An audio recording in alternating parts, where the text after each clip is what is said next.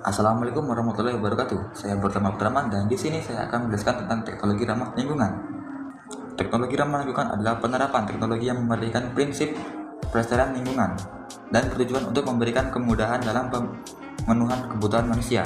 Suatu teknologi dikatakan ramah lingkungan jika memenuhi syarat seperti menggunakan bahan dari alam, menggunakan bahan bakar yang dapat terurai di alam, tidak mencemari lingkungan, mudah diperbarui, dan bukan berasal dari benda yang tidak dapat terurai. Teknologi ramah lingkungan bertujuan untuk menghasilkan produk dan jasa untuk kepentingan manusia dengan memanfaatkan SDA yang dapat diperbarui, tidak menghasilkan limbah, dan menggunakan bahan yang dapat didaur ulang. Beberapa aplikasi teknologi ramah lingkungan di bidang energi yaitu biofuel, biogas, sel surya, tenaga hidrogen, geothermal, dan beberapa pembangkit listrik seperti pembangkit listrik tenaga air, pembangkit listrik tenaga pasang surut, dan pembangkit listrik tenaga angin.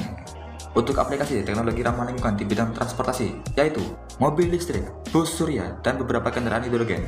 Beberapa aplikasi teknologi ramah lingkungan di bidang lingkungan yaitu biopori, bioremediasi, composting toilet, dan pemurnian air.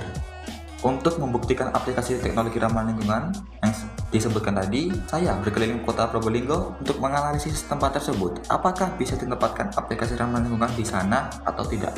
Dan hasilnya, saya telah menemukan 3 tempat yang setelah saya analisis ternyata bisa ditempatkan aplikasi teknologi ramah lingkungan di tempat tersebut. Yang pertama, pelabuhan. Di tempat ini saya menemukan potensi alam yang bisa dimanfaatkan di sana, yaitu angin laut.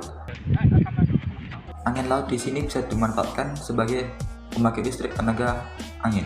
Yang kedua, perairan lepas pantai Kota Probolinggo. Seperti yang kita ketahui, perairan lepas di Probolinggo memiliki arus laut yang cukup tenang meskipun sering terjadi gelombang pasang yang cukup besar. Di wilayah ini bisa diterapkan aplikasi teknologi ramah lingkungan yaitu pembangkit listrik tenaga arus laut. Oh ya, ngomong-ngomong tentang arus laut, arus adalah aliran air yang mengalir dan ombak adalah gerakan air yang menggulung-gulung.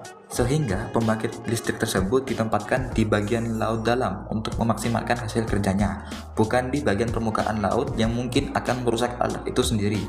Yang ketiga, Bundaran Geladak Serang. Di tempat ini jarang sekali ada objek tinggi yang menghalangi pemandangan langit Kota Probolinggo.